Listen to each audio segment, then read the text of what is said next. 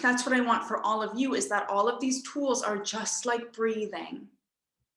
They're how you live in a day, but it's not that you have to consciously be aware every second whether you're inhaling or exhaling. Okay, good. Good. So that's why I have some visual reminders with us. Of course, rose-colored glasses, and the rose color, to me, it symbolizes being able to see life from a place of joy. And when we can activate a lens and an experience of joy, it is one of the most powerful superpowers that each and every one of us as human beings have in the universe. Because it's not just a nice, cozy, sentimental feeling that people write about in Christmas books. It is a vibration that is so highly magnetic, it will produce more and more and more states of joy in your life like a boomerang. And so that's why it's so important, because it's a power that no one can take away from you. It's a power that you're born with. It's a power that can be obscured, or we can lose touch with how important it really is. But even if we're convinced and persuaded to not feel joy, no one can ever take the sensation or the emotion away from us. It's something we can activate because it comes from the soul. And that's what we're going to be talking about today. Okay. So I'd love to hear a little bit of your feedback. So I have some questions prepared related to the emotional compass tool. It would be amazing if you guys could throw them in the chat. Actually, I want to open my chat window. Okay. So with the emotional compass tool, did anyone, and I should recap what it is. Emotional compass is becoming mindfully aware throughout the day how you're feeling, with more and more sensitivity. It's about noticing and observing more frequently how you are feeling over the course of a day. And so developing that sensitivity is another one of our superpowers. Okay, so I want to ask if anyone noticed any patterns around how they were feeling at various times of day in response to specific stimuli. After doing something consistently, did you notice you consistently feel really good? Or you consistently feel kind of low or moody or irritated or any of those things? And so I'm curious, have any of you had that experience in the past week? If so, we would appreciate it if you go ahead and chat box that. I'll give everyone a minute to think about it because I think it's a really powerful question.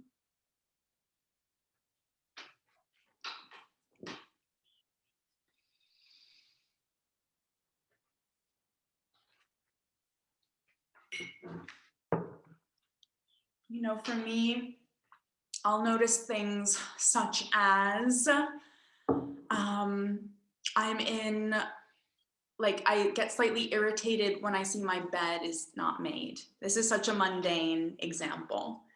Like throughout the day, there's some kind of feedback loop that happens between like a messy bedroom and my state of mind. And so I'll notice that I'll be like, oh, I'm like repeatedly triggered by this. And I notice in my mood, the reaction to it. You see, that's the sensitivity we're talking about here. Or for example, I prefer, let's see. I mean, really mundane stuff, guys, like when it starts getting really hot and you're like in the sun, like in the just the raw hot sun, you know, what's your emotional reaction to that? Hmm? Mm-hmm. So I'm not getting anything in my chat box. Have you seen anyone respond yet, love? No. Okay. Okay, now this is a really important question, guys, because this is the art of the emotional compass, is just becoming more conscious of your emotional state of being.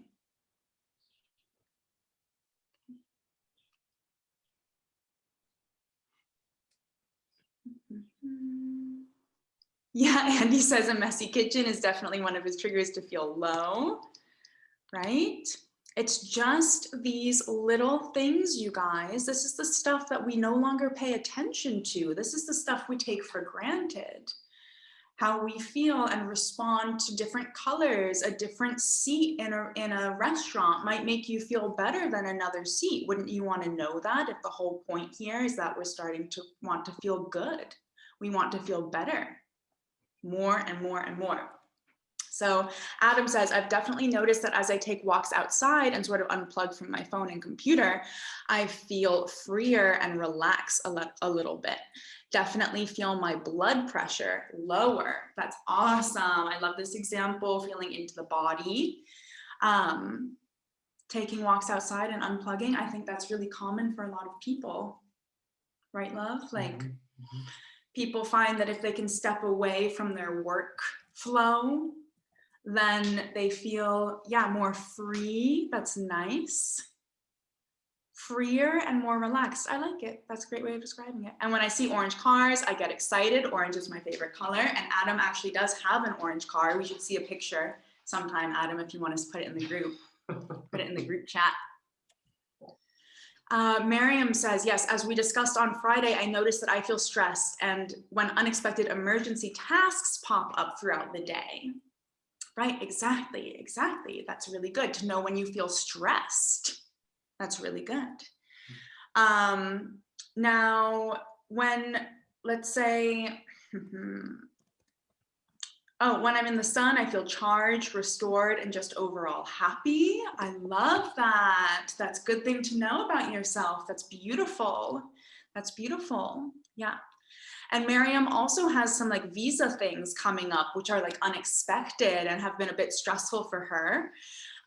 So we were discussing that in office hours the other day, kind of how to deal with that. Really good to know our triggers. I mean, I also remember a time when I would get up and it was way too early in the morning for me to feel like I was rested, but I felt I just had to get up. Okay. It was still dark outside. It was very cold where I was living at the time, and my shower would like always spit at me a little bit in the morning. As soon as I turned it on, it would be like freezing cold water, and it was the kind of bathroom where I'd get out and I would put my towel on the radiator because I would hope that it would warm up a little bit. It never really helped that much. And then I'd have to like dry my hair and there was like mold. And then I took a commute for an hour on the underground, the London Underground, with all these other people. And I just remember like my morning starting off like that over and over and over again. My life was kind of back to back, uncomfortable, unpleasurable moments. And like sitting in my little, like I was lucky if I got a seat on the subway, would listen to podcasts, which was a way that I was shape shifting, which we'll talk about more later. But then would get to work, had like my boss hovering over me, would take a 20-minute walk every day at lunch. That was a highlight. And then commute. And so like my life at one point was a string of like probably 80% feelings of discomfort and like mild irritation. Cynthia says, notice that time with my son, I feel joyful and loving. Also noticed how my negative thoughts, fear of my future. I feel sad, lonely, and my body feels heavy and tired. Yeah, beautiful. I mean, I can definitely relate to that. Cynthia, I think you've described that very well. Exactly. Okay. So fear of the future. That's definitely something that a lot of us can relate to. Please put a 1 in the chat box if you can relate to feeling afraid of the future. Yes, everyone here. Yes. Yes. Okay. I've been spending a lot of time doing energy work, and I'm seeing how much ease it brings to my schedule. Doing a little bit every day goes a long way. Very nice, Ash. I like that you can see and measure something that doesn't take a lot of time, but is going a long way toward your joy and your satisfaction. And those are other things that we want to be discovering as well. We want to be sharing tools and tips that go a long way. Amazing. Yeah, Azita said, who's not afraid of the future? Why? That's a good question. That's a good question. Yeah, I'm a little bit afraid of the future. Okay, so we'll talk about that. We'll talk about loving the knowing and the not knowing at the same time. Isn't it wonderful to know and not know? We'll talk about that. Okay, beautiful. Okay, so thank you everyone for answering. That was beautiful. That was great contributions. Now, something that Miriam and I discussed a little bit was having visual reinforcements for something like the emotional compass tool. And I was telling her that I actually, when I decided I was going to become more mindful of the present moment, I got my nose pierced. And for a long time, just feeling my nose pierced or like seeing it or remembering that I had it immediately was a trigger and a way for me to think about my emotional state. So I'm wondering if any of you have tips or tools or had a way of prompting yourself mentally to tune into the present moment. For me, I love my rose-colored sunglasses for that. I remember, yeah, I pierced my nose and that helped. And then also, I'm going to share my screen really quick while you guys think about that. I'm going to share my screen really quick and show you something that Sean and I have developed for you guys. Just as an experiment, we'll see. Okay, so we actually created some cell phone backgrounds for your lock screen on your phone so that anytime you had an alert pop up on your phone or you went to open your phone, we have these backgrounds that show you, that have different affirmations on them. Can you see it pretty well on your computer, love? Oh, yeah. Okay, good, good, good. So this one I call empowerment because they're all affirmations about empowerment. So I am 100% responsible, the creator of my reality. I am supported fully by the universe. I am able to choose in every moment. And we have some other ones here too. I am worthy and deserving of my dreams. I am embracing the role of changemaker, leader, and rebellious pioneer. I am here to be different, unique, creative, and free. I am, oh, I changed this typo actually. I have an updated version, but it's I am loving myself. And I called this one rebel medicine, the sacred rebel. Yeah. And then this, I am always learning about my thoughts by observing my external reality. I am prioritizing play, pleasure, and purpose. I am enjoying both knowing and not knowing. I am taking inspired action in the direction of joy. And I called this the yang background because it has a lot of yang energy. And then this is the yin background. I am putting how I feel above all other things. I am taking every opportunity to laugh and enjoy. I am becoming best friends with my thoughts and emotions.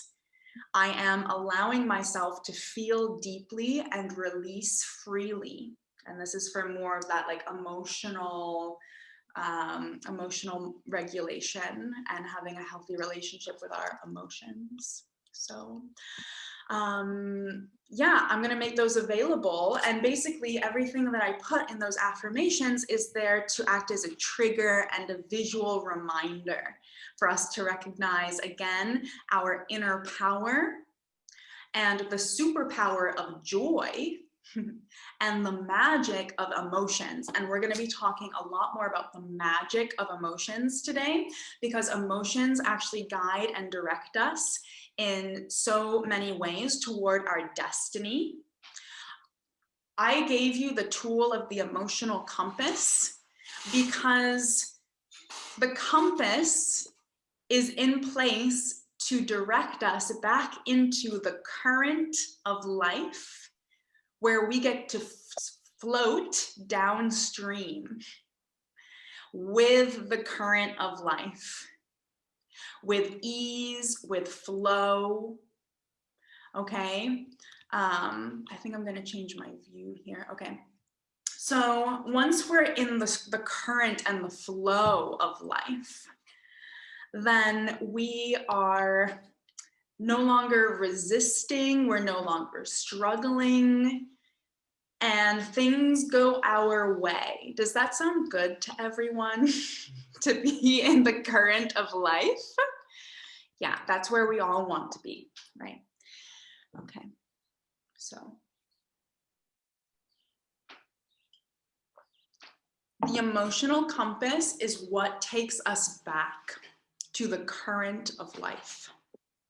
And that's because when we're listening to our emotional compass and we are focused on being mindful of our emotion in that given moment, we know where we are emotionally, and we know that we can now choose to go in the direction of where we really want to be, which is in this current of life. And we get there with joy.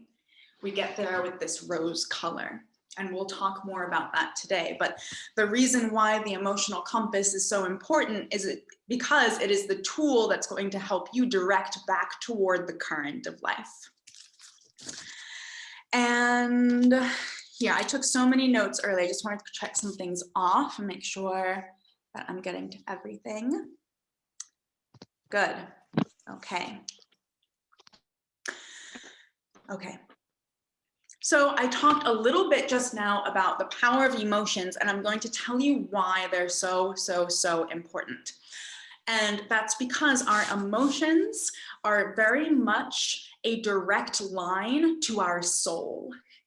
And so we're going to take some time today to talk about the soul, and we're going to take some time today to talk about the universe, because you have to understand some basic laws and concepts about who you really are, where you come from, the bigger picture, the reality of the universe, the laws of the universe that we don't learn in physics, but that they exist. And humans have known for a very long time in different groups, different knowledge traditions around the world, that this exists.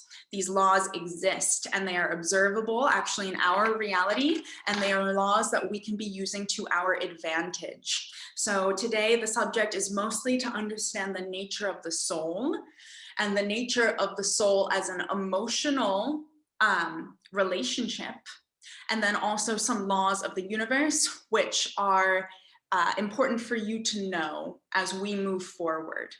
Because even if you don't believe in me, or even if you don't believe in Sean, I want you to believe in these laws and these principles, because the sooner you do, the sooner you have an advantage in life.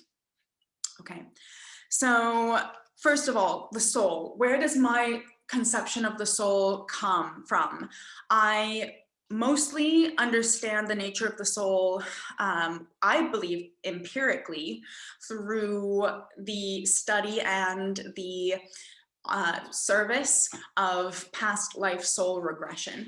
And it's something that I lead as a form of therapy with individuals, and we explore scenes from their past life.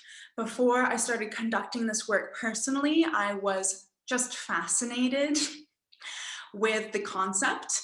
And so I read hundreds and hundreds of case studies. That really started in college, where at the University of Virginia, there was a very small department attached to the medical school called the Division of Perceptual Studies. And there were scientists there who would study telepathic phenomena, different psychic phenomena, and then also children who would spontaneously remember their past lives. And so when I stumbled upon this research, I became really fascinated, and I read everything that not only he wrote, Dr. Ian Stevenson, but also many other scientists who mostly working in like psychology, Western psychology, psychoanalysis, using the scientific method as much as possible to answer questions about the afterlife through hypnotizing people to a point of them being able to remember their past lives. And it's something that everyone can access, okay, because we are a soul. Because before we're a body and before we're Sean or Adam or Azita, we are a soul.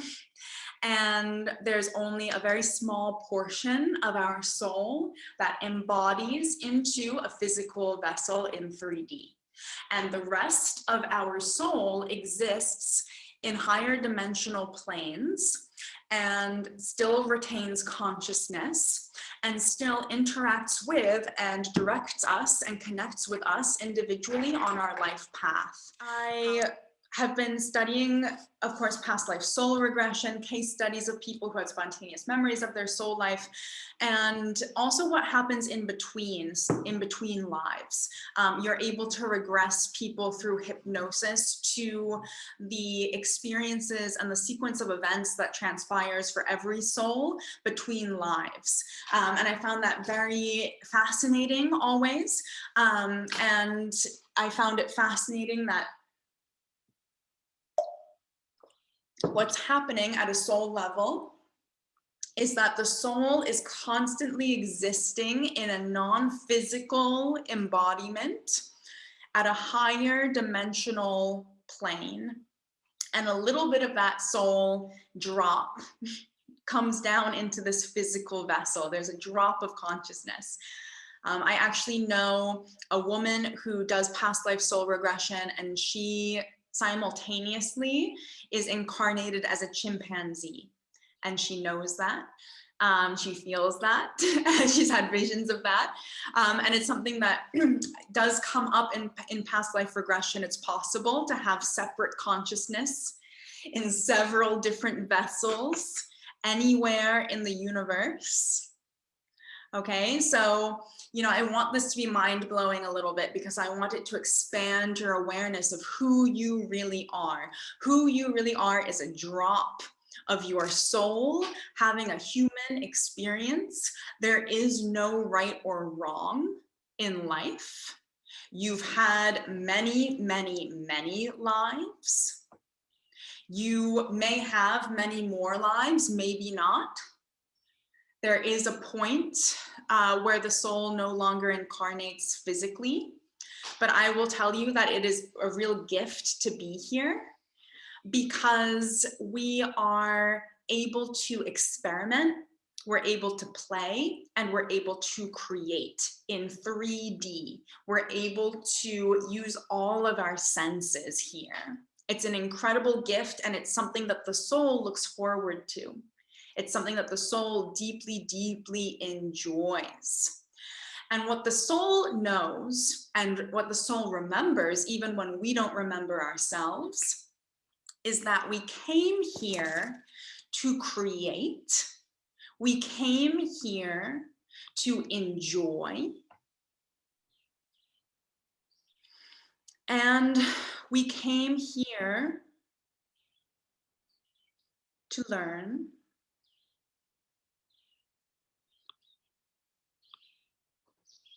And we didn't come here to forget the power of being the creator of our reality. But that's happened for so many of us. We've forgotten because it's not actively taught here, right?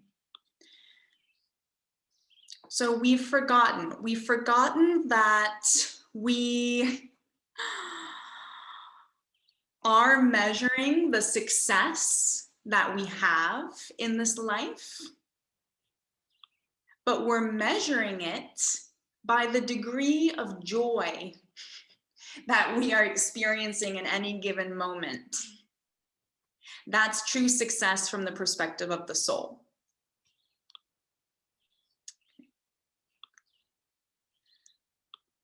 That's true success from the perspective of the soul.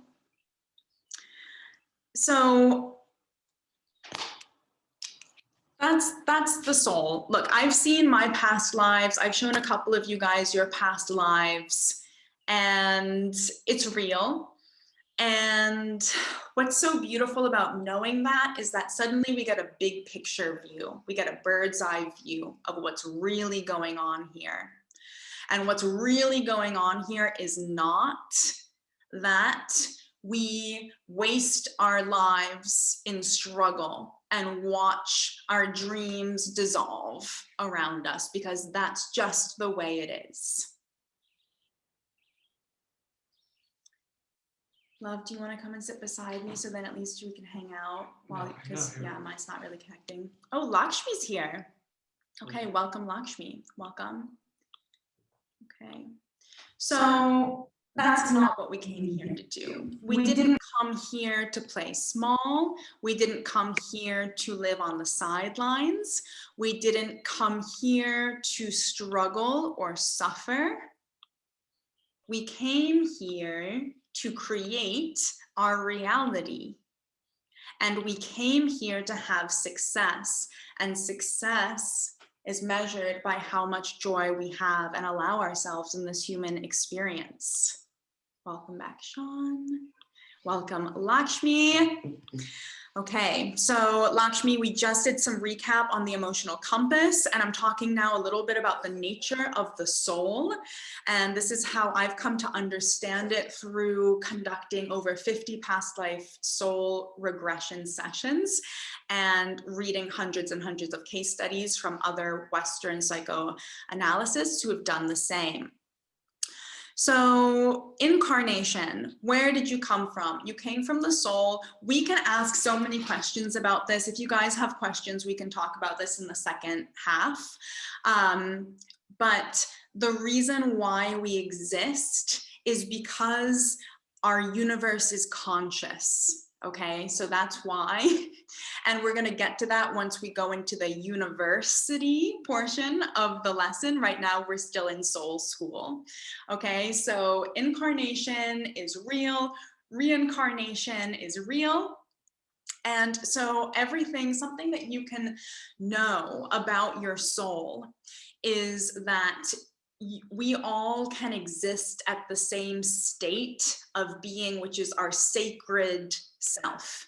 When we're really connected to the soul, we're connected to God, we're connected to everything that is sacred in this universe.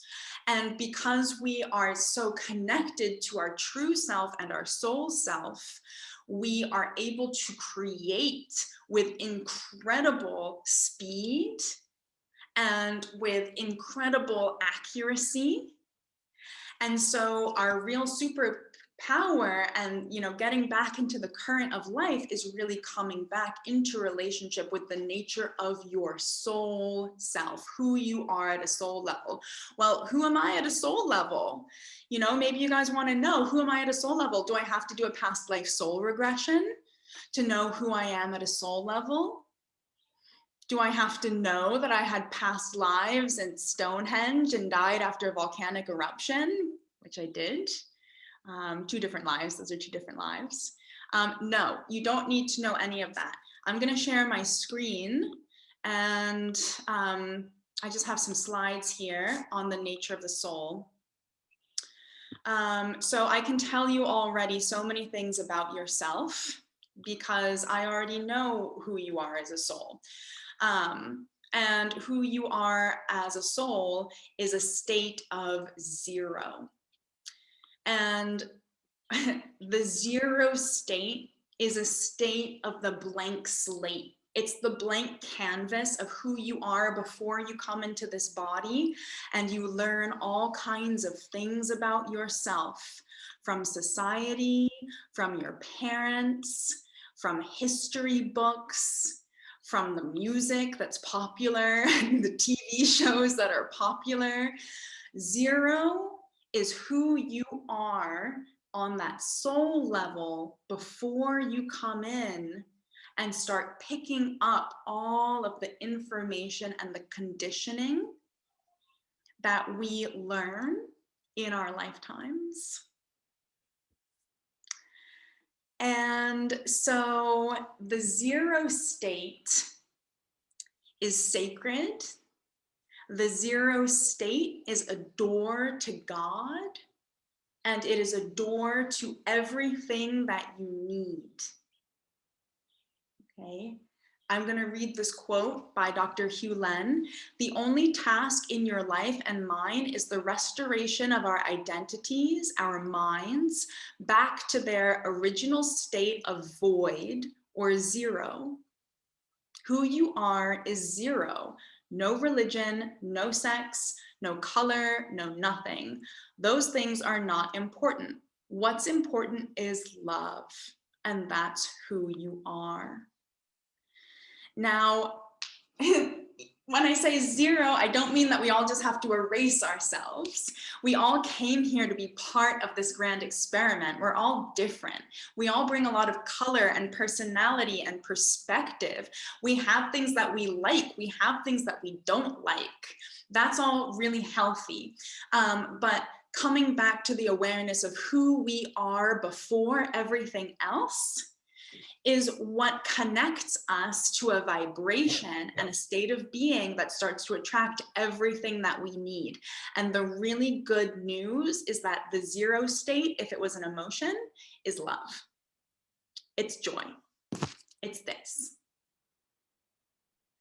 So when we're at 0, which is who you really are before everything else, you're at love. And so what we're going to be teaching you in Pop Academy is how to know how you're feeling, love how you're feeling, even if it's bad, quote unquote, process it, deal with it, embrace it as one color on the spectrum of this human experience, and then take yourself back to love. And keep doing that over and over and over again, and miracles will come into your life. Okay, now don't worry, because I haven't talked about the tool of the week yet, but the tool of the week makes all of this really simple. The tool of the week is the most effective, efficient way that I know to go from any state of mind to a state of mind that gets you back into the current of life very quickly and very easily. But what I find is that it's helpful to understand how it works. And the reason why the tool this week works is because it helps us connect to the vibration and the energy and the energetic match of our soul, which is joy and love. Okay. So now I want to, let's see. Do we have any questions, love? Actually, I'll check in with you. Do we have any questions so far? Not that I am aware of. That brief time when I was not online, I did not see if anybody asked any questions. So unless they popped up in your chat as well, I did not. Okay, great. I see that just popped in. Mm-hmm. Why do we come back and say a particular person? There is a continuum from our past life. Such a good question. Let's save that for Q&A toward the end. But yeah, if you guys are curious about any part or portion of the soul journey, let me know.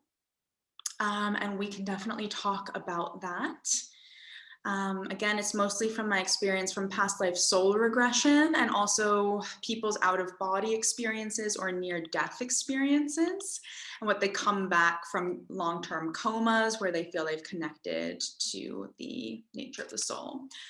Okay, so now we're going to go to Universe-ity. I'm going to share my screen and we're going to Universe-ity. So now that you understand, right, that you are a soul, you have a non-physical aspect of who you are, and you are one drop of that in a human body. You might be in many bodies, okay? You've lived many lives before. You will live many lives. And we are here to be creators. We're here to experience success and joy and to get into the current of life. And so it's really helpful, I think, to know that there are some laws of the universe that we need to know before we can easily understand why it's so easy for us to be creators of our reality.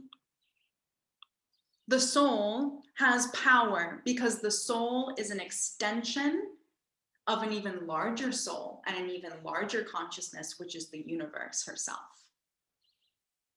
So the universe bursts forward with the quest of wanting to know and understand. And each one of us is an aspect of the universe growing and understanding. We're each having our own constellation of life experiences, which we contribute back to the super brain, the super consciousness of all things. We are the universe. We are birthed from the universe. We are expressions of the universe. And so these laws that permeate the entire universe are laws that we can use to our advantage. And so the first law that we learn in Universe-ity is that our thoughts become reality. And that is because the universe is conscious. And the universe dreams everything before it becomes real.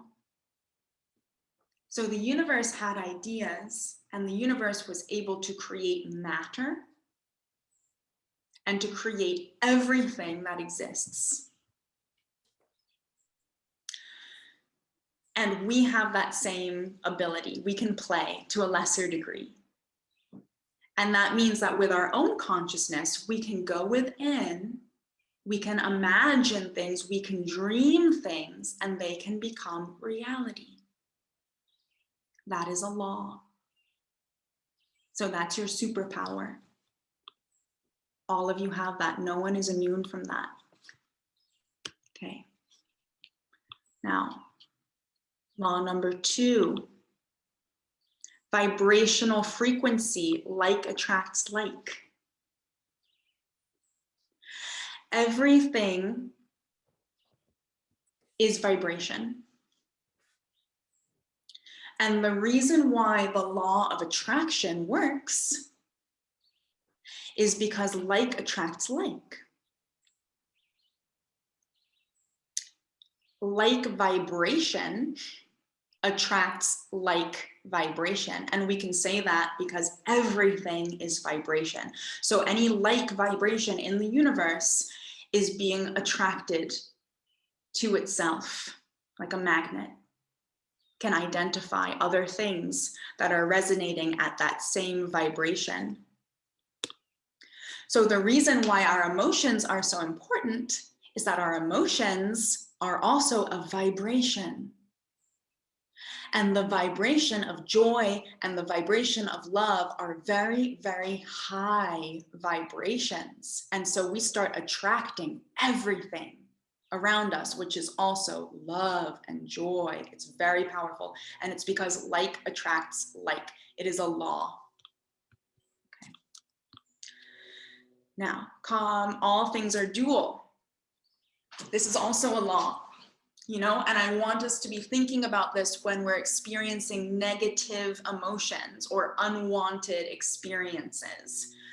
Because even if you're in the middle of something unwanted, you know automatically that the really good news is that its opposite also exists, and its opposite is available to you if you will let it in. And we're going to be talking about how to do that. But its opposite is always, always, always available to you. So it also helps to think that having what you want and not having what you want are actually the same thing, but expressed differently. So it's the same theme, but it's expressed in two different ways: not having what you want and having what you want. It's like the poles, it's the polarity of both of those things. They exist at the same time. So I forget where I was going with that. The most important thing is that knowing that there's something in your life that you don't want, well, guess what? All it's doing is indicating to you what you do want, which is its opposite, and its opposite also exists. It takes just as much energy to have the opposite. Okay. Okay. And I think that that's also helpful to know that all of us are, because we're at zero, we are beings of love. Anything that we feel on the emotional spectrum, whether it's a plus or a minus, whether it's a positive emotion or a negative emotion, they are all on the vibration of love, or I'm sorry, they're all on the in the energy of love and the concept of love. Every single emotion is just at a different place along that spectrum and polarity of love. And so when we come back to zero, we're just able to resonate with our highest possible expression, which is love on that really positive end of the spectrum. But even our emotions, which are negative, they're still on the spectrum of love, and it's still easy to love every single emotion when you see that there's no hierarchy. It's just some of them don't feel good, right? And it's okay to not feel good. And it's also okay to know and remember that you are in control of your emotional composition. Okay.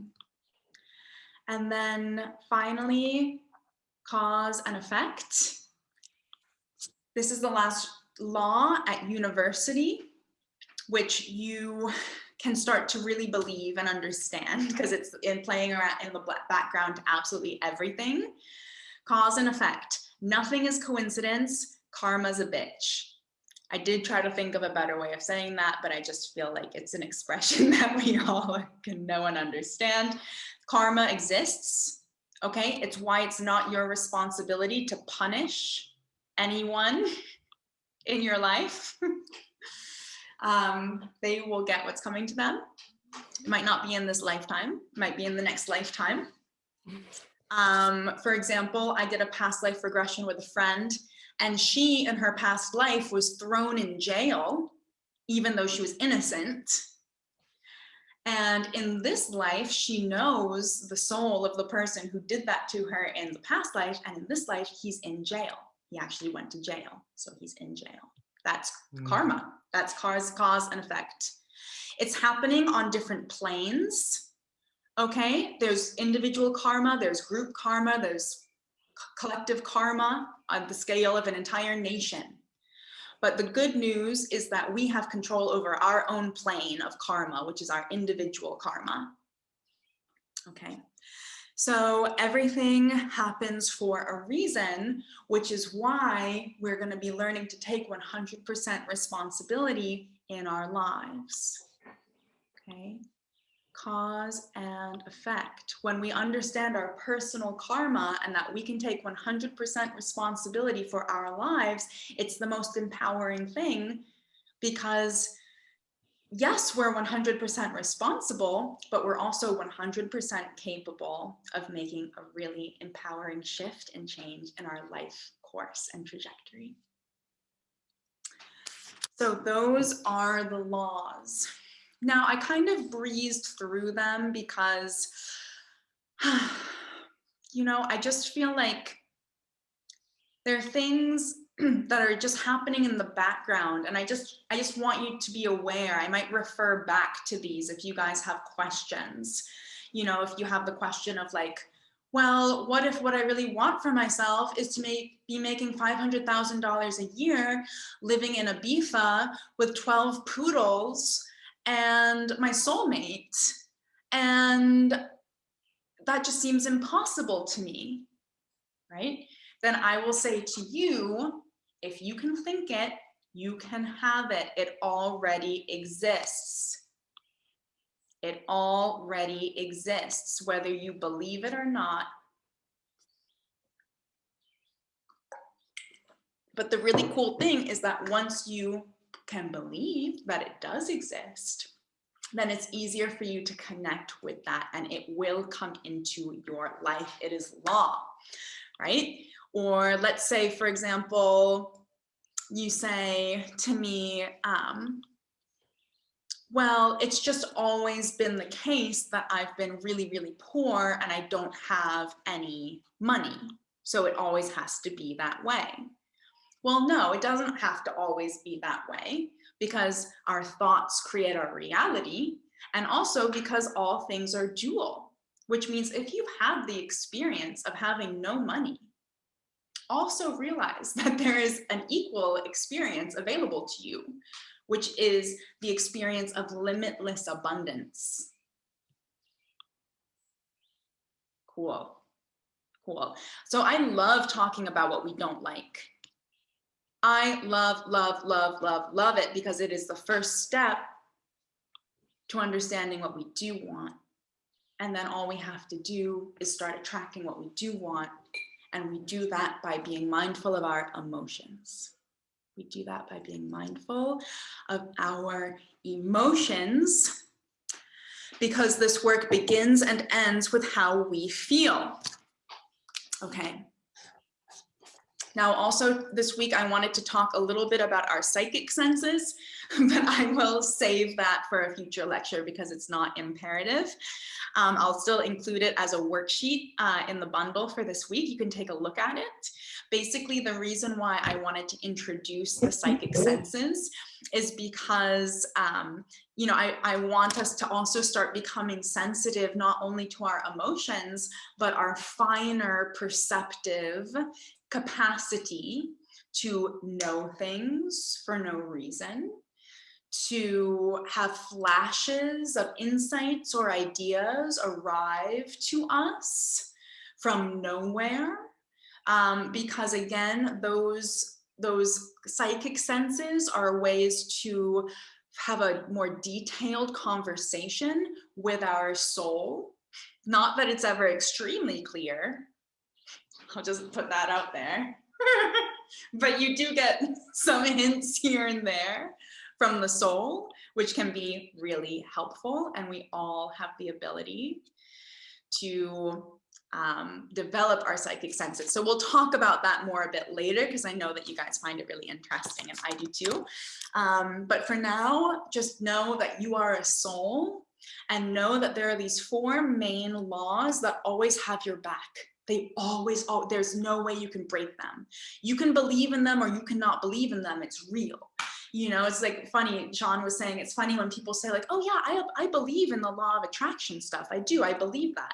You know, it's like someone saying like, oh yeah, well, I believe that the earth is round. I've seen enough evidence. I believe that. I'm on the side of like the earth is round. But it's kind of ridiculous, because these things are just natural. They're law. There's no space for, what's the word, compromise or negotiation, or yeah, wondering whether or not, yeah, they're fully actualized as concepts, because they exist, and they've existed from the beginning of time. Okay, so cool. We're almost done with the lesson. I just want to show you guys as well the emotional guidance scale, because the emotional guidance scale is a tool that you know, some of you might be thinking, okay, well, I'm curious to know if my emotions are actually vibration, then what emotions have a higher vibration from others? And where am I falling on that vibrational scale throughout the day? If I was to measure my day, where would I be? What can an emotion tell me? What can an emotion tell me about my vibration? What can an emotion tell me about my vibration? And I'll show you a sheet, which I've included in this week's worksheets, which list all of the emotions, or the main, I think they describe the main 22 to 23. This was channeled from Abraham Hicks. I highly recommend exploring the work of Abraham Hicks. Some things I don't agree with, but for the most part I do. Okay, and this is a very, very powerful tool. So emotional guidance scale.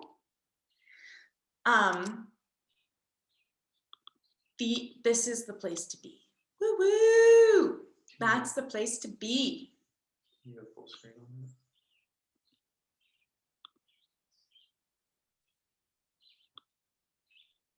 that? Okay. This is the sweet spot. Okay. So look, you guys, this is rose-colored glasses. This is where we want to try and be most of the time. Okay.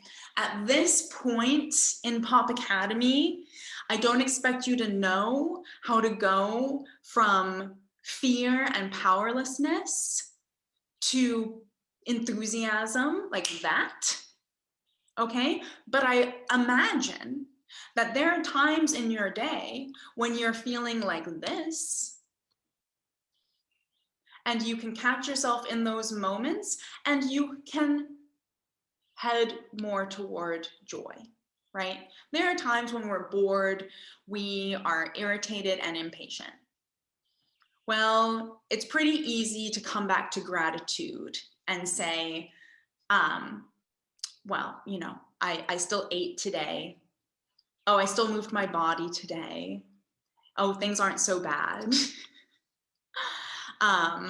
Yes, I'm frustrated because the food is arriving late, but at least the food is coming, right? I'm irritated because they didn't have a dress in my size. But maybe it's just an opportunity to go somewhere else to find it. You know, this is what I know that some of us, you know, want to know right now. How do we deal with like the really, really painful, gritty emotions? And we're going to get there in weeks 3 and 4. Okay, because the thing about those emotions is that they're also sacred. They are sacred. And those emotions serve a purpose, but they can also overstay their welcome in our lives. And so we want to have a healthy relationship and response to the emotions that are reliably occurring down here, okay? There is a way through it. It's just gonna take more than what I can explain in this particular lesson. We get to that in weeks 3 and 4. But I know that some of you spend quite a bit of time in this area, okay? I mean, I was disappointed just the other day when I got a speeding ticket or not a speeding ticket, I ran a red light and they gave me a ticket for 250 francs. Can you imagine? That's how much it costs here in Switzerland if you run a red light. Whoo!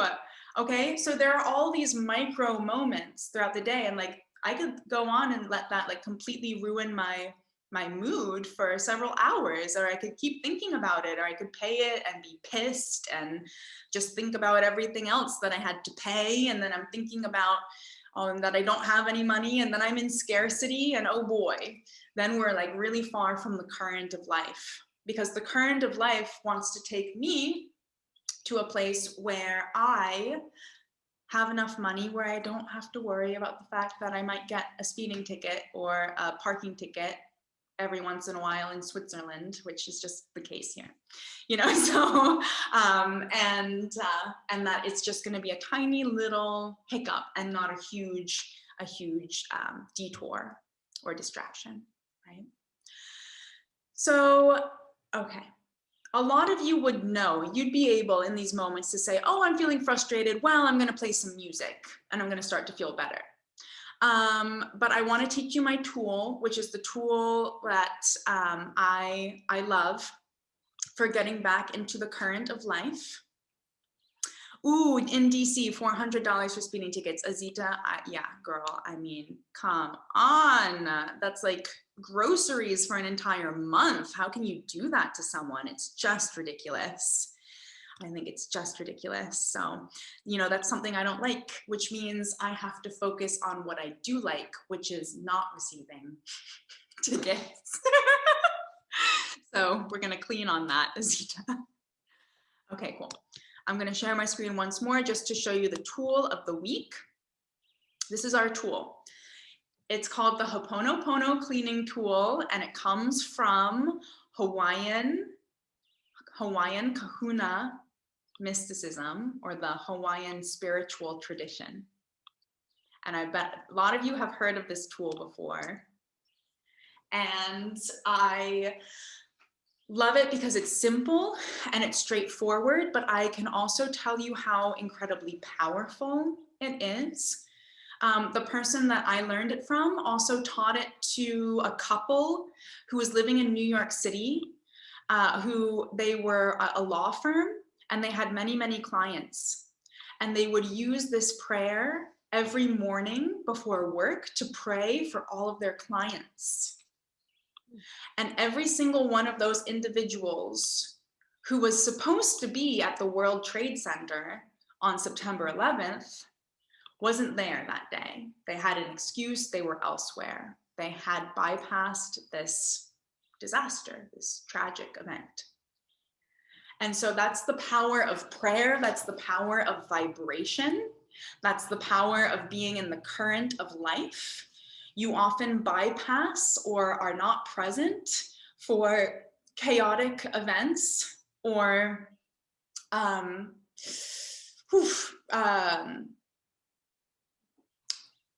I mean, God, what do I want to say about this? When you're in prayer, my friends, not only are you in the current of miracles, but you are so protected. You are so protected from harm. It's not even funny. You could go through life believing that you could dodge bullets like Neo in the Matrix. We have to use that reference for Adam because he gets it. That's our inside joke.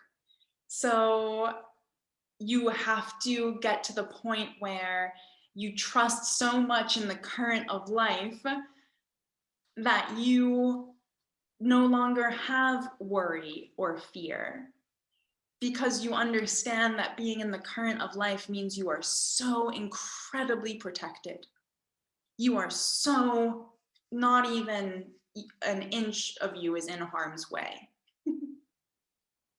Okay? And so you know that when you're doing this work and you are resonating as much as possible with the vibration of your true self, your zero self, at your soul level, you are protected from harm. Yes, there are going to be difficult experiences. You might have to say goodbye to someone. You might have to be rejected by someone else, but it's all there to protect you so that you can move more closely into the current of life, which is where all of that joy is waiting for you. And we get to choose the current every single day. Okay, so this is a prayer that is a mantra. So it's the sort of thing that you would just repeat to yourself throughout the day. And it goes, I love you, I'm sorry, please forgive me, thank you. It's a little bit of magic because it's honestly not even so much about the words as it is the tone of the word and the vibration of the words. So remember, all emotions have vibration, while all words and concepts do too. And even if you said this in a million different languages, the vibration of every single thing that you say in this loop makes you start to vibe really, really high. So that's it. It's a tool to raise your vibration really high, really fast. And so you just say, I love you, I'm sorry, please forgive me, thank you, in your mind for as often as you can. I like to think of it when I'm also thinking about my emotions. I like to think of it when I catch myself really defending a limitation or a belief, like, oh, but it's supposed to be really, really hard, you know, and then I'm recognizing like, oh shit, you know, that's just like, I'm making it harder for myself. So I'll just clean for a while. I'll just clean. And I use it when I catch myself wanting to look for results instead of just trusting. And so this is a tool that just helps us raise our vibration. Okay, even if you say it one time, you've already done some amazing energetic work on yourself. Congratulations, like something can come into your field now that you were blocking. But the more often you can use it in your mind, the more you are connecting to the vibration and the frequency of your soul. So don't be surprised if you start receiving ideas which are like solutions, positive ideas, positive steps forward in your life. Take note of those insights that you receive when you're saying this prayer throughout the day, because they're coming from your soul. They're coming straight from your soul.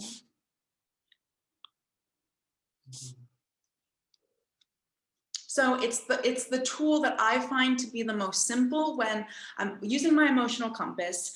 I recognize I'm feeling upset. I don't have time necessarily in that moment to deal with the source or root of that emotion or what's really causing that emotion, but I do have time to just go inside my head and say, I love you, I'm sorry, please forgive me, thank you. I love you, I'm sorry, please forgive me, thank you. You don't even have to feel it that strongly. It's crazy. It's the vibration of the words themselves, which is the magic. But if you can put your hand on your heart and really feel it, then you've just supercharged it. Okay, and it takes your mind off of the pain. It takes your mind off of the discomfort.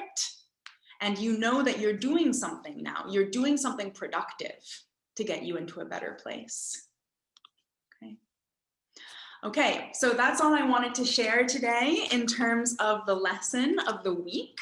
Your homework is going to be using this cleaning tool as often as you can, as often as you can.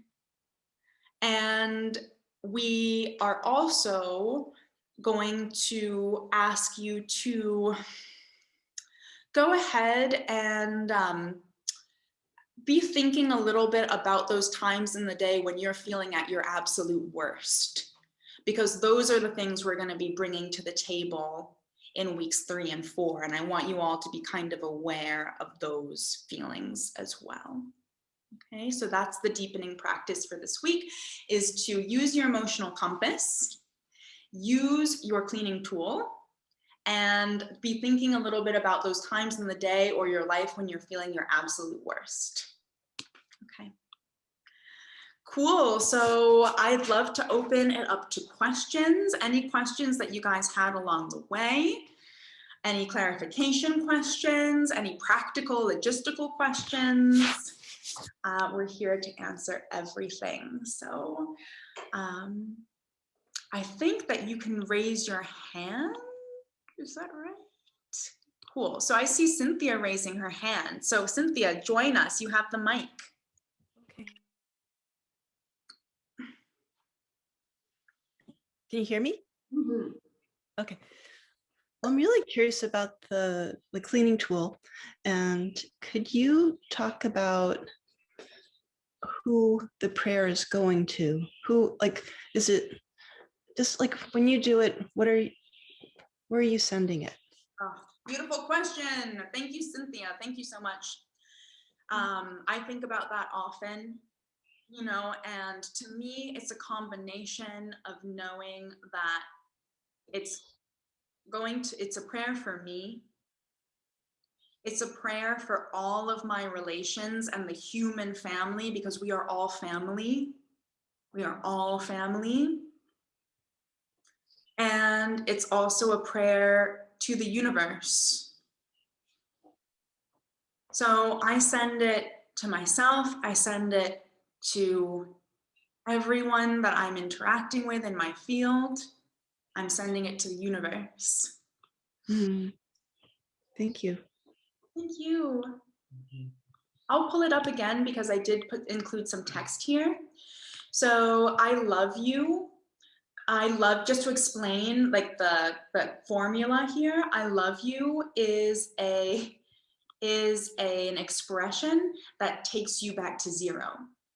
So I love you as a thought or a concept takes you back to the state, which is your natural state, which is your soul state. And just saying that will get you there immediately. So I love you, just saying it, whether it's I love you life, I love you Altair, I love you universe, I love you great mystery. I love you. I love you. Now, if it's a particular person in your life who's causing some frustration and you want to keep praying for an individual person, you could imagine that it's them there in front of you. That's true. But sometimes I find that kind of triggering for me. So I'll just keep saying the words and not even really be consciously aware of that individual, and it's still fine. Yeah. It's the perfect thing as well to say like before a stressful situation, because it brings you back to who you really are. I love you. Okay, I love you takes you back to zero. I'm sorry. Who else is a good feminist who was told that you should stop saying sorry? Yeah. All the time. So I'm sorry, it just resonates at a really high vibrational frequency. Okay, that's just a fact. I'm sorry. It's a fact. And saying I'm sorry, it's purifying your karma. Whatever it's been that you've done, whatever it is, you're sorry, it's purifying your karma. Okay. And the way I think about it is like I'm apologizing. I'm sorry because I wasn't aware. I'm sorry that I was asleep for a minute and I had forgotten who I truly am. I'm sorry I lost my temper because I had forgotten that I already have everything that I need. I'm sorry I stayed up for 3 extra hours last night worrying because actually I know who I really am and that I can trust in the universe and the laws of the universe. Okay, I'm sorry for whatever is going on inside of me that is not me. I'm sorry for anything that I've picked up or learned or had been conditioned to know that is actually not who I truly am. I'm sorry for that. Please forgive me. Forgiveness, again, one of the most high vibrational frequencies in the universe. And that's why this is a magic formula. It is just a combination of high vibrational feelings, and forgiveness is one of them. So saying, please forgive me, I really think of this as like, first of all, I need to be forgiving myself for things that I might be feeling guilt or shame or anger toward myself about. Okay, and also forgiving others. Just the energy of forgiveness, very, very powerful, very freeing in terms of your energy. Forgiveness will create miracles in your life. Okay, it's not, I think a lot of us have had this conversation, like forgiveness is not about saying that what that other person did to you was okay. but it's about saying that it's not going to affect you anymore. And you're not going to let that situation have any power over you. Forgive them, for they know not what they do. Right? Jesus said that. So that's where forgiveness is really powerful. And then thank you, again, super high vibe statement. Gratitude, if you can find one thing to be to have gratitude for, then you're being a magnet for miracles. If you can find 5 things that you can be grateful for, watch out, because tomorrow everything's going to be different. You're going to get a discount at the coffee shop. You're going to get a really good parking space. Gratitude is really, really, really, really powerful. And it's a shortcut. Okay. And so I'm all about teaching you guys the shortcuts here. So you have your emotional compass. You want to get back in the current of life. Find gratitude. Find joy. And that getting back into the current of life is going to take you closer to your solution that you need to the problem that you're having. So even if it's very difficult for you to feel love and gratitude for anything, know that you're doing it to get back in that current, which is going to take you closer to your solution. At least think about it strategically. Be smart. Okay, so Cynthia, does that help you? Yes, thank you. Good. You're very welcome, my dear. Okay, Yeah. what other questions do we have in the group? Adam's got a question if you want to give him the floor. Yes, Adam, please. Yeah, I guess I was just kind of like wanted to refer to what you said earlier, where you said like, I guess I always assumed that our entire soul was in our body, but you said we only have a drop and it could be like incarnated in a number of different places. So I was just wondering if you could say a little bit more about that.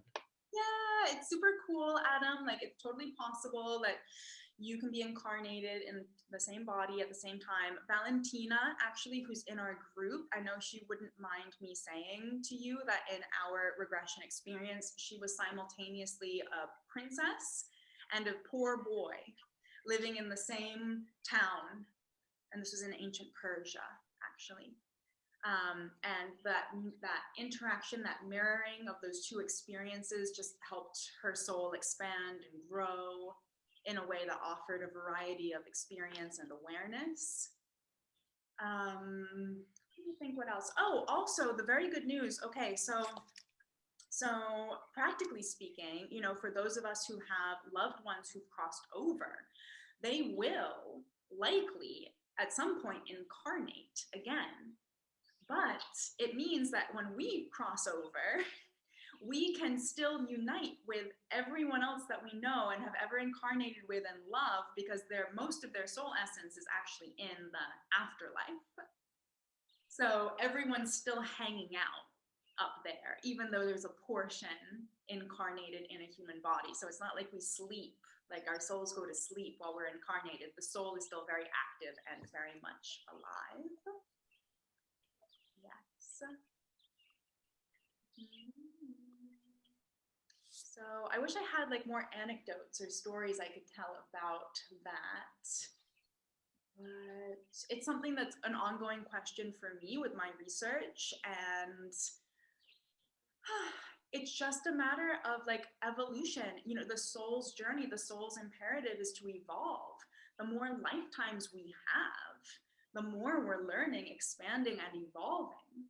So it's very powerful to have multiple lives happening at once. And I will also tell you, Adam, that it is the case. I've had past life regressions where that individual sees their life going in 3 or 4 different directions, depending on different choices that they made in their life. And all of those lives were happening simultaneously in parallel dimensions. So it was really funny because the spirit guide was like, you have to stop stressing out about the fact that you think you're not experiencing something, because you are. FOMO is not a thing. You are experiencing it in another parallel life. Okay, so that blows my mind as well. But it's all about learning and expanding. It's all about learning and expanding. it kind of takes the edge off, because we've had so many lives, you guys. We don't have to get everything perfect in this life. Like, we're just here to try our best, and there's no wrong. We are unconditionally loved by our guides and teachers.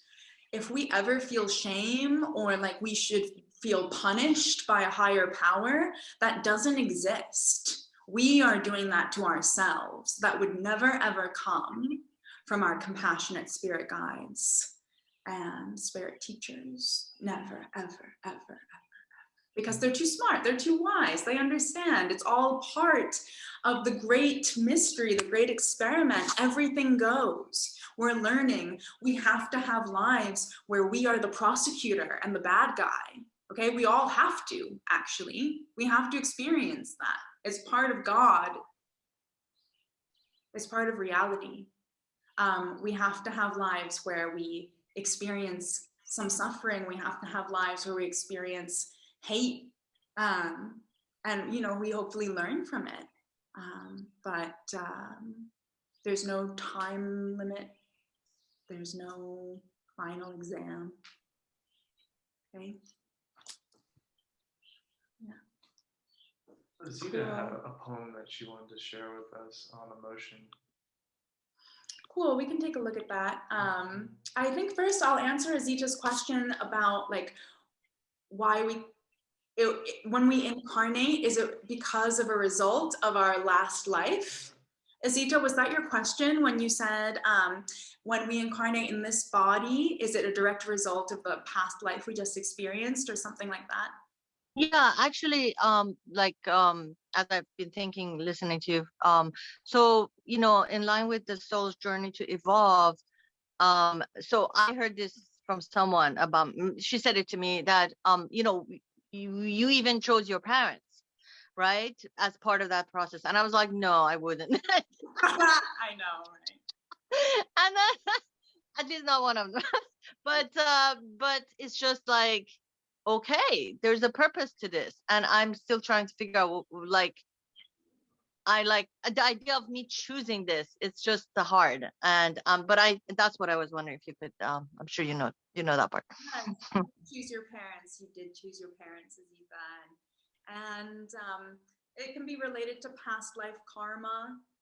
The really good news is that, again, your only job in your life is to be in the current of life, to be connected to your soul.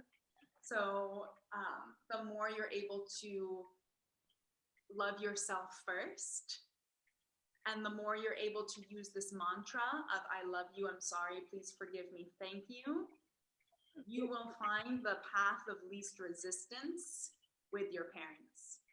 Even if there's supposed to be some resistance there, because there's supposed to be some tension, there's supposed to be some friction. That's where learning happens. That's where you learn more about what you do like, right? And that friction and that tension is actually a beautiful, beautiful catalyst for evolution and change and learning. So but the more, all you have to do is worry about yourself, Azita, staying in the joy as much as you can, staying in the love as much as you can, and just keep using the prayer, I love you, I'm sorry, please forgive me, thank you. And you will complete, you will have fulfilled your role in the relationship that you have with your parents. Thank you. Can I ask you two other things quickly? Yes. Okay, so one is, I was thinking that this, Ho'oponopono, it's so valuable as an interpersonal, tool, because I can imagine so many situations where just saying I'm sorry to somebody, please forgive me, that would just like erase a whole year's worth, of issues, because people we all our souls want to hear this. If we are saying this to ourselves, it's also, other people, it's the same. We're all connected, like you said. We're one soul, really, family of souls. So I just honestly, it's just so undervalued. It would be such a such an easier world if people did say those. But but I guess the ego gets in the way. I do say sorry more often as a result of using this prayer. Right. Mhm. And I'm more quick to say sorry, not when it's because I'm feeling awkward or someone else is playing like a power dynamic and I feel I have to apologize for something. It's more like I just know that if I wasn't living up to my own integrity, my own standard of my vibration of how I want to treat someone else, I will immediately apologize now. And it really clears the karma that you have with that person as well. So it's deeply clearing. It's easier to say than a lot of us know or admit. And it can create miracles. You're exactly right, Azita. I'm sorry, it can create miracles. Yeah. Because it frees people up to accept responsibility for their part in something. But sometimes, well, you got to be the bigger person. Somebody has to start it, right? And you're not gonna get there, saying, "Oh, I'm right, I'm right, I'm right." So, anyways, so that's one thing. And just another thing about attracting, Yes. whatever it is that we want. I'm just wondering, I mean, how specific do we really want to be sometimes? Because, in my life, I mean, I thought I wanted something. I wanted to do a certain type of work, and then I asked for it. Once I did it, I was like, no, that's not what I want, right? So it was part of the process. Like, at least I kind of got to the point where I was able to be a little specific. But then, it doesn't mean that's really what I needed. So I'm just thinking, that example you give about somebody wants to, I don't know, what did they say of a dog and something, somewhere. I'm just wondering, do you think that it's maybe better to be more general and say, I want what is in my highest interest and makes me feel playful and, just like more like what are the feelings we want to have rather than how to get there? I love it. I love it. Mhm. And the answer to that is get as specific as you can while it still feels good. Get as specific as you can while it still feels good. And the reason that's important is because if you say, for example, I want to manifest my soulmate, and it's a man, this age, this location, this job, this income level, this many kids, and you say, and I want it by the end of the next 3 months. Okay. The fascinating thing is that the universe will likely deliver that to you within 3 months. But if you are having trouble believing it because you got so specific that now you think it's kind of ridiculous and how could that ever happen? Now you're sabotaging your manifestation. So you have to back off a little bit and say, like, isn't it wonderful that my soulmate is on the way and I can feel what it would be like to snuggle up to him in bed, and I would just love if we could go get an ice cream right now. That would feel so good. Then do that instead. Yeah. Whatever you can really believe in is what the vibration has to be authentic. You can't just say it in your head, not believe it. So, Right. like think you don't deserve. I really don't deserve that, but I Right. do want it. You can get specific to the nth degree. You can be as specific as you want. And Sean actually developed an amazing tool, which we're going to be teaching next week, called the 999 tool. And the 999 tool helps you get super specific. And that's a fun exercise, you guys, because the fact is, if you really want to do big things with these tools, it's cool to get specific. Would it be helpful then, as part of our exercise, to think about like go over these like various versions of what we want?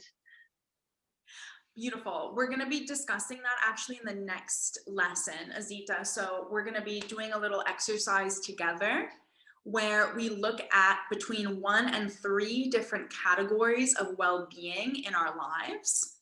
And we get really, really specific about what we're putting in the treasure box. Mm-hmm.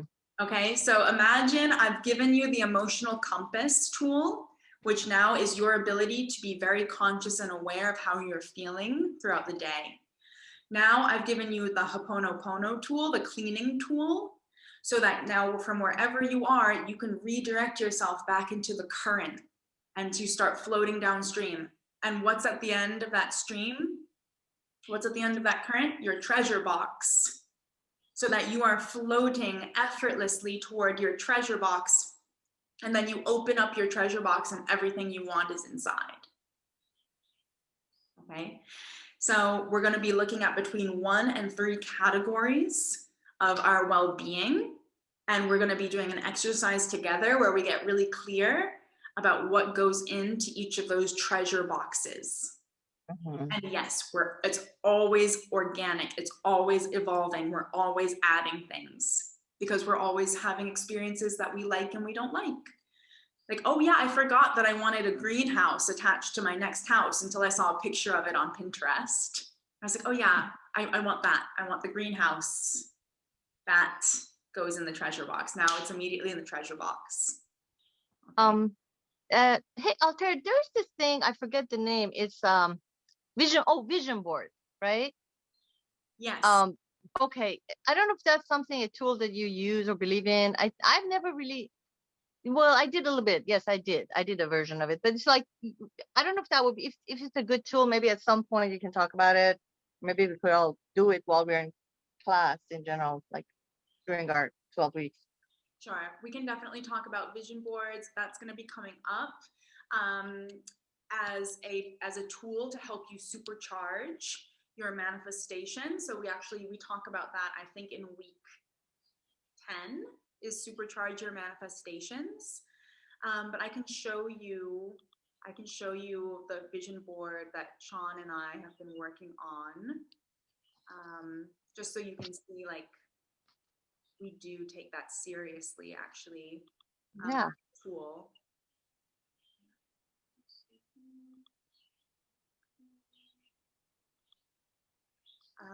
I find that it works very, very well for me. Things on my vision board come true. Oh. Yeah. That's on the computer. This is from the computer. So I love the fact that there's so many images on the internet. Yeah. So you can really get specific. This is a combination of my vision board and Sean's. So we put ours together so that we can have a shared vision that we're both working toward together, which makes everything more powerful. So we have so many things on here. We have our dream cars, okay, like super cliche. But in fact, yesterday we went for a drive and I saw my dream car in a different color. And now I realize that I need to update the vision board because there's a color that I prefer. And I just learned that randomly and spontaneously, right? So I'm happy to know that. And then there, I after this apartment, I want to have like an actual house, right? I'm not paying rent anymore. I'd rather be paying a mortgage. So I have some images on here of a house that's in this area, this beautiful patio. I want more spa life. Sean and I love surfing. We want to go surfing. I want to learn how to ride this particular skateboard. We want to take our motorcycles down the Atlantic coast of Ireland. So we put that on there together. We want to manifest that. I want to be doing more speaking events. I want to be helping more people coming together as a group and community. This is like cryptocurrency portfolio doing really well. These are our spirit animals. Sean added our spirit animals. Here's a greenhouse with a hammock. This is a wedding ring, you guys. Sean added that. And so we love everything on this vision board, and it makes us feel really good when we see it. And it just helps us. It's not that the vision board is creating the manifestation, because when you have the idea that manifestation already existed and is available for you, but what is comforting for me is I kind of come back and I remember what I ordered and I'm like, oh yeah, that's really cool. And then also getting to cross things off along the way is like very satisfying. You're like, oh, I need a whole new vision board. Like I could show you guys my vision board from the beginning of 2020, but every single thing on that vision board is complete. So it's no longer relevant, but it's cool. It was like we needed a new vision board, so Sean and I put this together. Yeah, so I think we could do one for just this year, and then like have two like different vision boards, one for just this year, and then one for longer term, goals and 5-year goals. Yeah. Make as many Um, as you want. Yeah. I do have this little poem. It takes I guess 2 minutes to read. I think it's really powerful. Please, thank you. From Rumi. Is that okay? Yes. Okay. It's from Rumi. I'm gonna send it to everybody in chat in a minute. But it's by Rumi, which I'm sure most of you know. So it's called Guest House, by Rumi, 13th century mystic and poet. This being human is a guest house. Every morning, a new arrival. A joy, a depression, a meanness, some momentary awareness comes as an unexpected visitor. Welcome and entertain them all. Even if there are a crowd of sorrows who violently sweep your house empty of its furniture, still treat each guest honorably. He may be clearing you out for some new delight. The dark thoughts, the sham, the malice, meet them at the door laughing. And invite them in. Be grateful for whatever comes because each has been sent as a guide from beyond. Ooh. Ooh, I got goosebumps. I'll send it. It's called The Guest House if you want to look it up, by Rumi. Thank you, Azita. It does take Sure. the edge off of really difficult experiences when you know that on the other side, you have the opportunity to come out stronger. You have the opportunity to find out more about what you really like and don't like. You have the ability to come through having not resented the pain, but having observed the pain as a very powerful teacher. We talked about this a little bit in office hours, but who here has gone on a bike ride or a trail run where you go downhill for a while and then there's an incline, but because you went down, you have more energy to go up the other side. You like run really fast for a little bit up the other side, even though it was really steep. Or you took your bicycle down and like boom, you like ride the momentum of that energy at the bottom of the trough up the hill on the other side. Low points of feeling low can really, really be extraordinary catalysts towards something else, because all this energy builds up around like, I can't be here anymore. I need a change. It has to be different. And then we get this push and we get this nudge back up. So I love it. I love that we're here. We're honoring the dark thoughts, the sorrow, and really, really, really, really, really, you guys, it's all about the learning. It's all about the learning.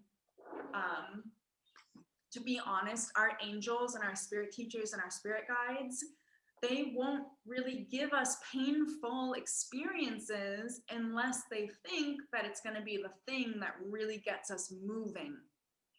If we were just listening and happy to make a change very quickly without the intervention of pain, then that painful experience wouldn't come to the surface.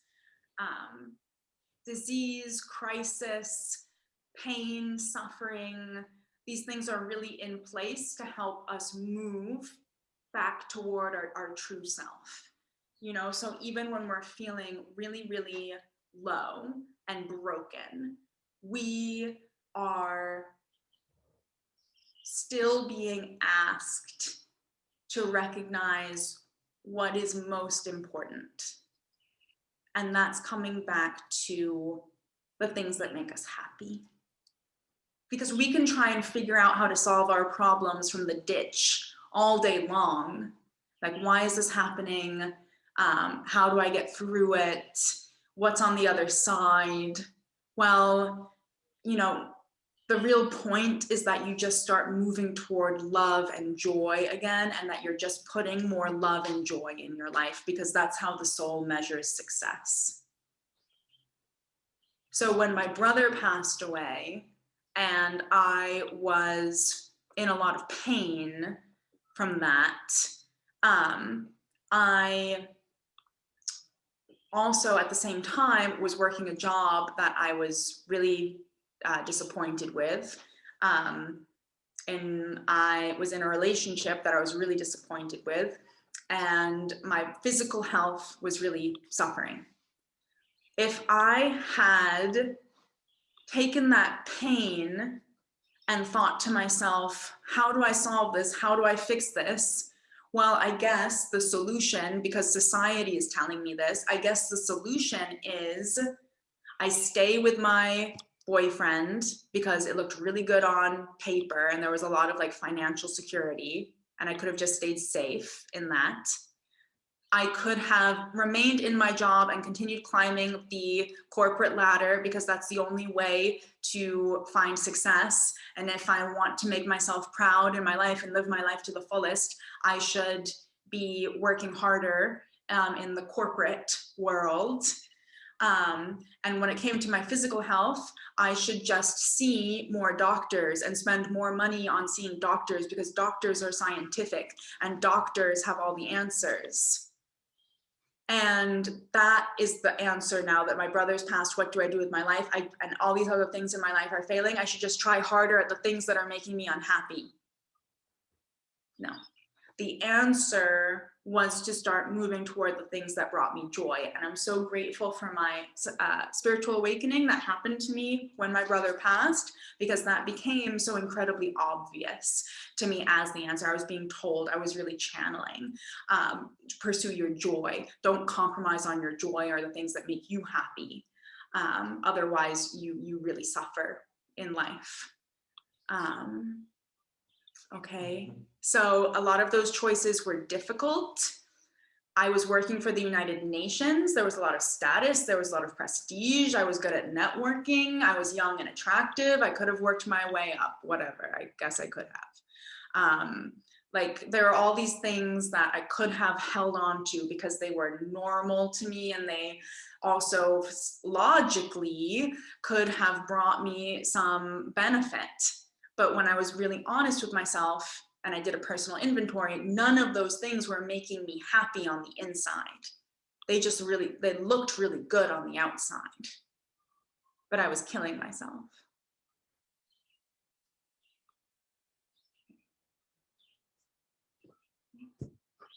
Cool. Any more questions? Joy is always the answer. Doing what you love is always the answer.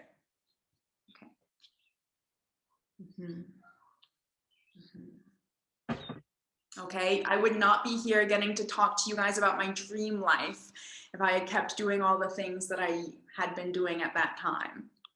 I would be like really sick and miserable and resentful and sad. Yeah. The best choice is the one that makes the soul feel joyful. That is true. That is true. That is true. So feeling into the choice is a really, really good way of knowing what your soul wants. And then knowing how to get to your choice, you can still continue to listen to the soul. So even if you want something that seems really, really far away, like, for example, I mean, Sean and I put a bunch of things on our vision board. Like, there's over $1 million worth of things on that vision board. And that's our vision board for the next year. And like, we're comfortable, but we're not millionaires, except that every single day, Sean and I say to each other, doesn't it feel good to be millionaires traveling the world?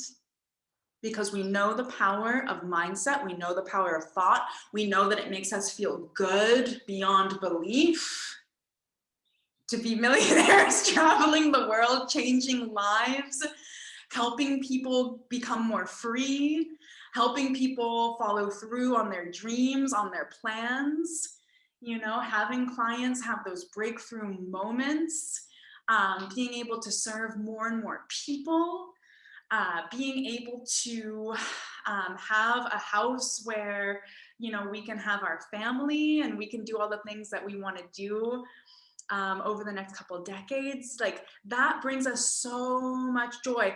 Again, it feels really, really far away, but we understand that because we've thought it, it already exists. So the best thing that we can do in this moment is clean. I love you. I'm sorry. Please forgive me. Thank you. And from that, we follow through. We follow through on the ideas that are the next step, baby steps. What's that next step that takes us a little bit closer? Altair, but about the traveling the world, you're already doing that just virtually. And if you look at the currency, not money, you know, dollar, whatever, you have the currency, you're a millionaire, right? I mean,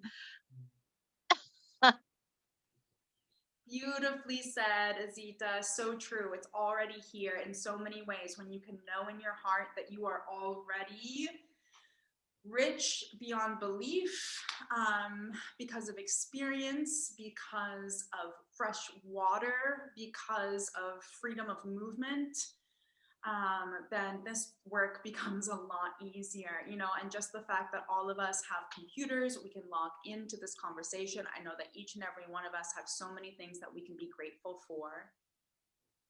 Yeah. And it's not that being grateful or feeling joy or feeling love is going to help you ignore or numb the problem. It's that feeling grateful and feeling joy and feeling love get you back in the current of life, which is going to take you to the solution. And then it's going to come. That idea is going to come. That resolution, that next step is going to present itself to you. And because you're brave and you know who you are as a soul, you're going to follow through on that step, because it's the yellow brick road to your dream life. So you do it. Right, baby? Yeah. And you really think opening that door allows you to believe it, that it allows you to imagine it. It allows you to send that message out there and to really attract it. So you're creating that message, you're sending that message out to spirit, and you're able to feel it and believe it. That's the first step of receiving. If you can't believe it, it's out there for you, you'll never receive it. yeah.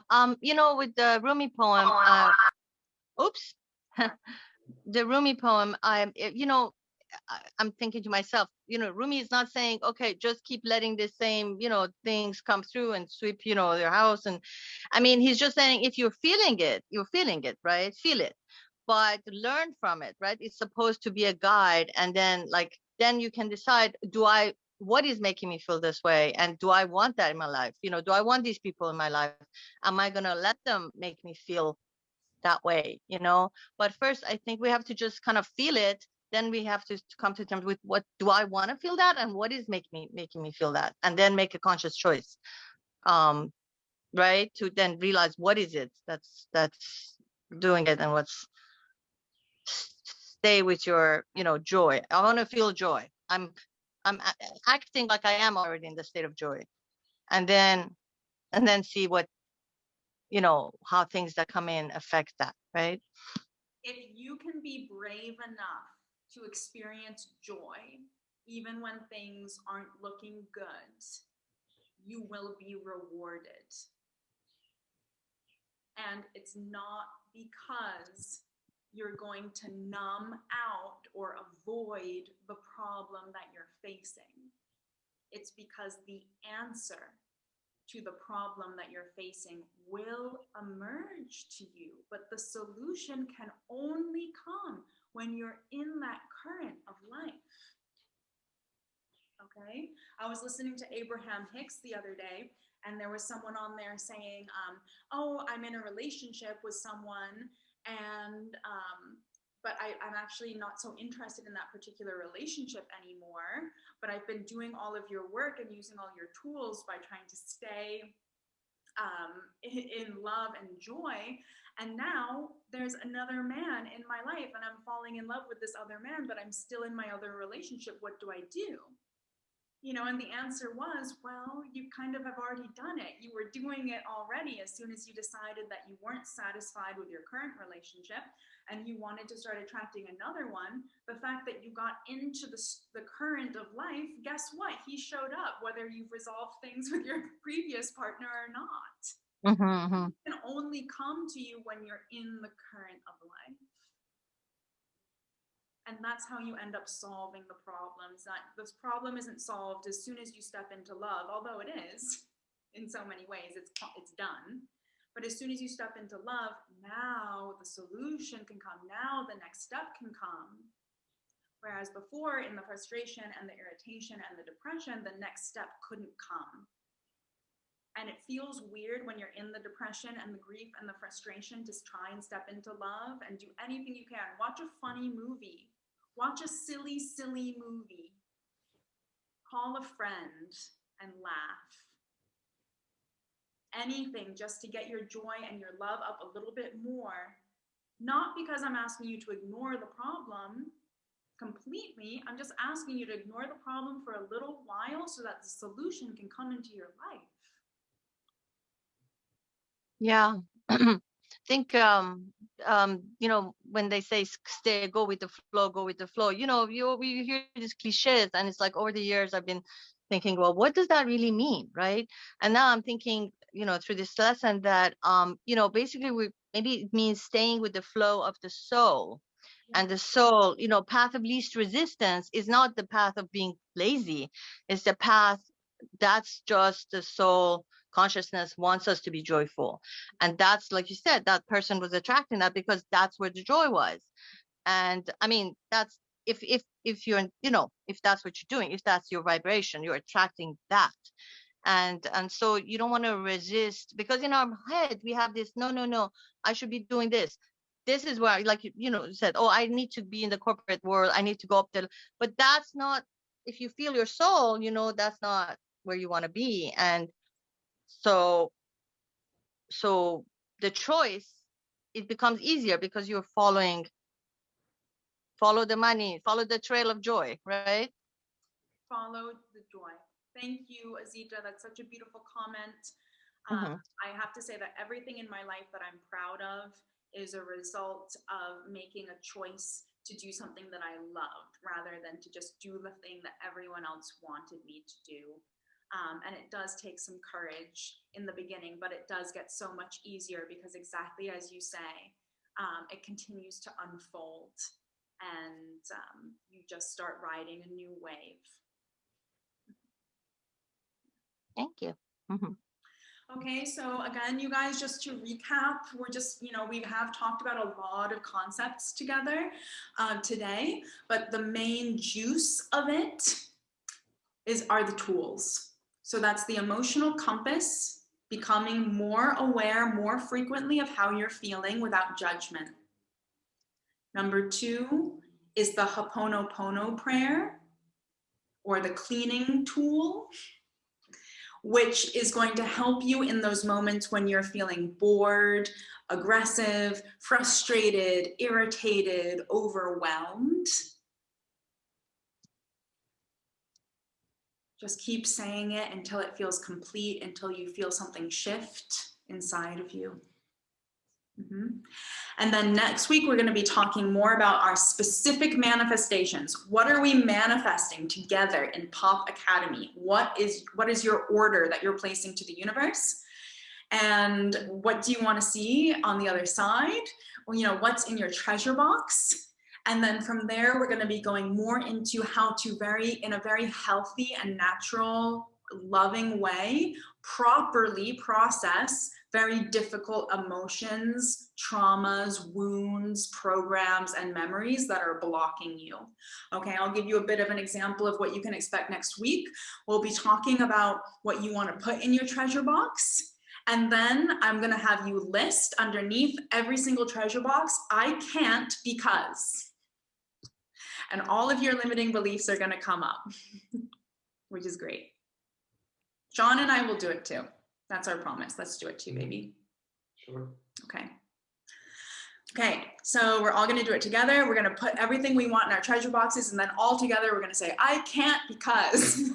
And then from there, I'm going to show you exactly how to deal with those things, the I can't because things. Okay, does that make sense to everyone?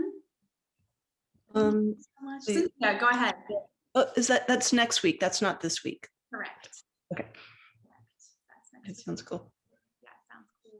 It's pretty cool.